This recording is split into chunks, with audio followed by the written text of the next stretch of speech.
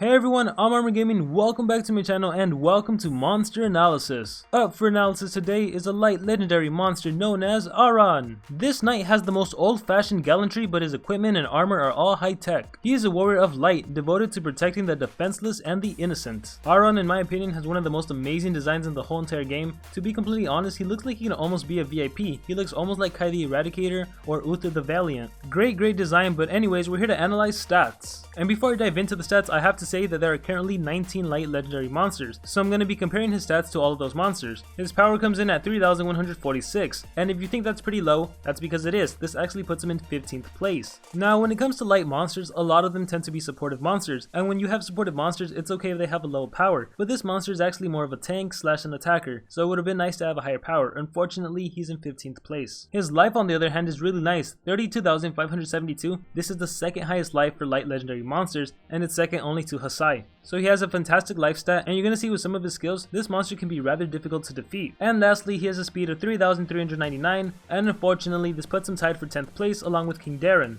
So overall, I would say he has a rather poor power, a really great life, and a rather mediocre speed for light legendary monsters. As for his trait, Ahran is immune to possession, thus making him the second light legendary monster to be immune to possession, the first of which was Incognita. So because Ahran has this trait, this makes him really usable in team wars involving magic monsters and dark monsters. Lots of dark monsters have possession skills, and of course lots of magic monsters have possession skills. As for how well does he compare against other light monsters, lots of light monsters tend to dish out blind and daze. So if you do happen to face off other light legendary monsters and you happen to be blinded or dazed, it's going to be really hard to land a hit. Nonetheless, I personally think it's great for him to be immune to possession. I really like that Social Point is introducing more legendary monsters that have an immune. Let's talk about his skills. We have Holy Strike, Glowing Blast for the default skills, nothing too special there. As for his special skill, Divine Reckoning, deals massive light damage to all enemies. His ultimate attack is a light based skill that deals 75 damage to all of the enemy monsters. Now there's not really too much to say about the skill. You guys have heard me say it enough. I would have preferred if this skill was special based as opposed to light based, but I will give him this, because this monster is a usable monster in team wars involving dark monsters. Because he's immune to possession, the fact that he does have a light based special attack, that can help him out, but it's only in that one scenario when you're going up against dark monsters. In every other scenario, you would really want a special based attack. Anyways, the damage output is just perfect. 75 damage is a lot. Even though this monster doesn't have the highest power, you can always remedy a monster's low power with a really high level strength rune. Really quickly, I'm going to breeze through skills group 1. We have Startling Impact, Blazing Orb, Devout Protection. There's nothing too special here. So on to skills group 2. So we start things off with Strength Siphon. Deals moderate special damage, may apply damage reduction to target. This is a special based skill that deals 45 damage to a single enemy. It costs only 28 stamina and it has no cooldown. At the same time, it gives damage reduction to one enemy monster. Damage reduction is pretty straightforward. It reduces the monster's damage output by 25%. Now at first glance, this skill honestly doesn't look that amazing. However, I will say this is probably one skill you will have to run. So starting things off with the damage output, 45 isn't a lot, especially when you consider the fact that this monster already has a lower than usual power. However, it is special based as opposed to light based, so that will help you out when you're fighting against another light monster.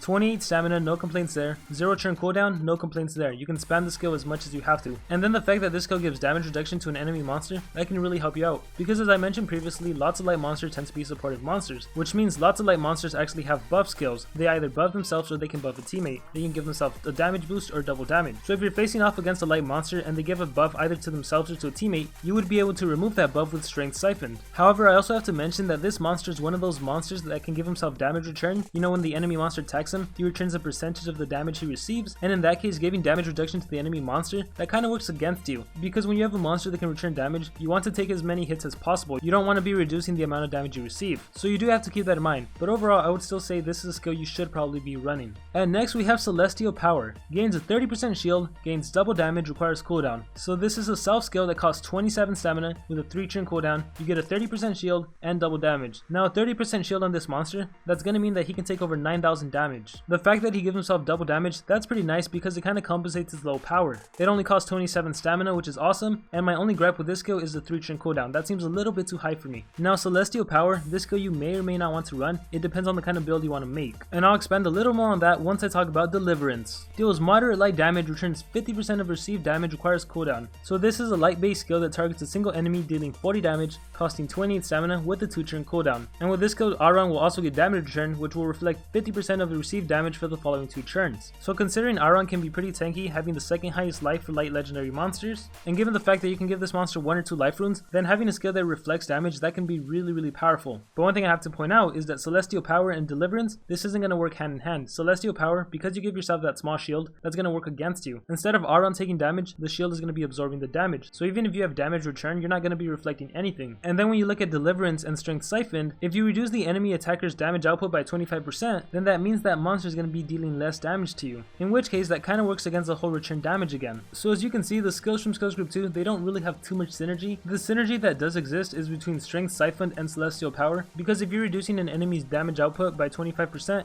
then your small shield will be able to take more hits and last longer. But like I said a little earlier, depending on the kind of build you want to go for, any of these skills can be good. Anyways, let's move down to Skills Group 3. Starting things off, Deity Taunt. Deals very heavy special damage, will receive all single target attacks, requires cooldown. This skill is a special based attack that targets one single enemy with 60 damage, costing 31 stamina and having a 1 turn cooldown. And this skill also gives you protection, which lasts 2 turns. Now in my opinion, Deity Taunt is the best skill that Ahran has. First of all, it's special based. Second of all, it deals 60 damage, which is really good. The stamina cost is a little high at 31, but that's fine. The cooldown, only a 1 turn cooldown, that is awesome, especially when protection lasts for 2 turns. Now the fact that this skill gives you protection, that is awesome for multiple reasons. Protection has amazing synergy with the rest of his skills. At the same time, protection in Team Wars can help your third monster, you know, the common, uncommon, the rare, it can help that monster stay alive. Now it's not guaranteed it'll stay alive, but it does give you a better chance. As you know, when a monster has protection, all single target hits are going to be directed towards that monster with protection. So it doesn't help you against AoEs, but it helps you against single target hits. And because Deity Taunt has a 1 turn cooldown and protection lasts for 2 turns, that means throughout the whole duration of the game you can have protection on. And if there's any one skill that's a must have for Ahran, it would be this skill. The next skill he has is called Reap What You Sowed. Returns 75% of received damage, requires cooldown. So it's a self skill that costs only 25 stamina, has a 3 turn cooldown, and with this skill you'll be reflecting 75% of damage for the following 2 turns. So a very similar skill to Deliverance. Deliverance deals 40 damage, whereas this skill deals no damage. Deliverance returns 50% of damage, whereas this skill deals 75% of damage. Both skills have their pros and cons. Deliverance is nice that it deals an initial 40 damage, and especially if you were to take this monster in the Team Wars involving Dark and Light, having that light based attack against a dark monster, that could really help you out. Whereas Reap What You Sowed, it deals no initial damage, so that really sucks, especially if you're planning to run at least 1 strength rune on this monster. And I'm sure many of you realize the same combo you can do with Deity Taunt and Deliverance, you can do it with Deity Taunt and Reap What You Sowed. You would use Deity Taunt to deal that initial 60 damage, and the following turn you would use Reap What You Sowed to return 75% of the damage you receive. And if that's going to be your strategy for the game, I would probably recommend you not to run any strength rune. It might just be better to run 2 life runes and a speed rune, or I guess if you really want a strength rune, 2 life runes and a strength rune. But I also have to warn everyone about this combo, I don't think it's that good. Yeah, initially returning 75% of damage, that seems really good, but I feel like Reap What You Sowed has the worst synergy with all of his skills. Like when you try to combo this skill with his other skills, regardless of what skill it is, it really has some terrible synergy. So let me talk about the last skill and then I'll get back to Reap What You Sowed. Godly Influence gains a 50% shield, gains position, gains damage boost, requires cooldown. Another self skill, it costs 30 stamina, has a high fortune cooldown, you get a 50% shield, that's a big shield, you get increased precision, and you get a damage boost, which is a 50% boost. So like I mentioned early on in the video, this monster can be rather difficult to defeat because he has a high tanky life, he can give himself a small shield, he can give himself a big shield, and at the same time that he gives himself one of the shields, he's also given himself either damage boost or a double damage boost. So yeah, although this monster doesn't have the highest base power to begin with, because he can give himself buffs at the same time that he gives himself shields, he can still make quite a good attacker. But now let's go back and discuss why I think Reap What You Sowed has the worst synergy. I mentioned earlier that the obvious combo is to do Deity Taunt and then Reap What You Sowed, but now my question to you would be, what would you follow up with after that? If you were to run Godly Influence and decided to use that skill, well, your big shield would work against you, returning 75% damage. If you were to run Celestial Power and use that skill, well, again, the small shield would work against you, returning 75% damage. Well, how about running Deliverance? Deliverance returns 50% of received damage, so basically your return 75% of damage would be reduced to only returning 50% of damage, so that obviously sucks, right? Now however, I should probably mention, if Reap What You Sowed was to actually stack with Deliverance, then you could just disregard what I say, and this is a feasible skill set you can do, and in that case Reap What You Sowed isn't that bad. But that's only if it was to stack, and I honestly don't think it does stack, so if anyone has this monster and has tested it out, please let me know in the comments below. I'm just gonna operate under the assumption that it doesn't stack, and if you do Reap What You Sowed and then Deliverance, well, you just went from returning 75% damage to 50% damage. That sucks. So then that only leaves one skill, Strength Siphon, and what does Strength Siphon do? It reduces the monster's damage output by 25%, which once again works against the whole damage return. The whole point of having damage return is for the enemy monster to inflict as much damage on you, so then you're able to return even more damage to the enemy monster. But if you're reducing the enemy monster's damage output, you're basically reducing the amount of damage you're gonna deal when they deal damage to you. So Reap What You Sowed, it just has completely terrible synergy. Your one saving grace is what I say is your one must-have skill if you were to use this monster, Deity Taunt, because it has a 1 turn cooldown, you can start the game off with this skill, then use Reap What You Sowed, and then you'd be able to use Deity Taunts again. But then after that, you're gonna have to find a different skill to use. Anyways, with all that being said, let's get into some skill sets. So the first skill set I'm gonna talk about, involving the skill I bashed a lot, Reap What You Sowed, Deity Taunt, Deliverance, and Godly Influence. And with this skill set, you would want to give Ahran 2 life runes and a speed rune, 2 life runes and a strength rune, or maybe just 1 strength, 1 life, and 1 speed rune. But if you do choose to use the skill set, really lean towards a rune set that involves 2 life runes, because you're gonna need it. The whole point of this skill set is just to make Ahran really tanky, that he takes a lot of hits and reflects a lot of damage. That's really all there is to it. The second skill set for this monster, and in my opinion what I think is the better skill set, and if I had this monster, this is the skill set I would run: Deity Taunt, Godly Influence, Celestial Power, Strength Siphon. You can completely forget about running either return damage skill, because quite honestly they just don't work that well with the rest of your skills. Anyways, if you do choose the skill set, you would just make him like a regular attacker, 2 strength runes and 1 speed rune. And for some of you, depending what level you are, where you're at the game, you might be able to get away without even using a speed rune, and you'd be able to do 2 strength runes and a life rune, and that would just make him even more tanky. So the reason I chose these 4 skills is because they probably work the best together. You would be able to start off any game with Deity Taunt, dealing a nice amount of damage and at the same time applying protection to your monster, thus potentially protecting your weaker monsters. On the following turn, you can use either Celestial Power or Godly Influence. Celestial Power would give you a small shield and double damage, which would help reduce the amount of damage you take, as well as setting up for your next attack, another Deity Taunt if needed. Or if you were to use Godly Influence, you would give yourself a big shield, thus you would be able to absorb even more damage, which would especially come in handy if you're going up against some enemies that have some really high level strength runes, and you know for a fact that a small shield just isn't enough. At the same time, you would give yourself a damage boost, which although it's a double damage boost, it's still good because you get an added position, so your next hit isn't going to be missing. Oh, and another benefit to Godly Influence is that if you are going up against a light monster and you are blinded, after you use Godly Influence, that position will take away the blind. So just another reason why this skill is good. And then obviously you would want to run Strength Siphon because it's a spammable skill that you can use whenever you need to, and it gives damage reduction to the enemy monster, which just helps your shields out. So the cool thing about this monster is that throughout the duration of the match, he's quite possibly always going to have protection on, and there's always either a small shield or a big shield he can use, and if not, he can always give damage reduction to the enemy monster, so that really helps him out. Ahran is certainly the first light tanky monster we've seen. Hopefully we see a whole lot more. I really love this monster's design. I'm a little disappointed that his skills don't have that much synergy, but you can still make a really nice effective build. My overall impression of this monster is that I really do like him. I feel that Social Point tried to introduce something that we haven't really seen with light monsters, and they were successful with that. As far as is this monster worth purchasing if he ever goes on sale, that's a little harder to answer. As of the time recording this video, I think I'd have to lean more towards no. However, with that being said, I definitely think this monster can become one of the better monsters as the meta changes, and from what I've seen with other monsters, it does appear to me that the meta is going to be slowly changing. Social Point is really starting to give us a lot of monsters that have traits that work against other elements. For example, light monster immune to possession, or a light monster immune to freeze, or a water monster immune to possession. And with the introduction of those kinds of monsters with those kinds of traits, I really do think the meta is slowly going to be changing. So once again, as of the time recording this video, I wouldn't say this monster is a must-have, but as the meta changes, I definitely think this monster can become one of the better monsters. So I don't know if that helps you decide whether this monster is worth purchasing or not worth purchasing. As the game does progress and develop, I'm going to try my best to give you guys an updated list on what I think the better monsters are. Anyways, with that being said, let me know what you guys think about this monster. Do you think he's worth purchasing right now? Do you think he's not worth purchasing? What do you guys think about him? Do you like him? Do you not like him? Let me know whatever's going on through your head in the comments below. Also, be sure to let me know what monster you want to see analyzed next. With that being said, I hope everyone has a great amazing day or a great amazing night. Remember to dream big and pursue your passions.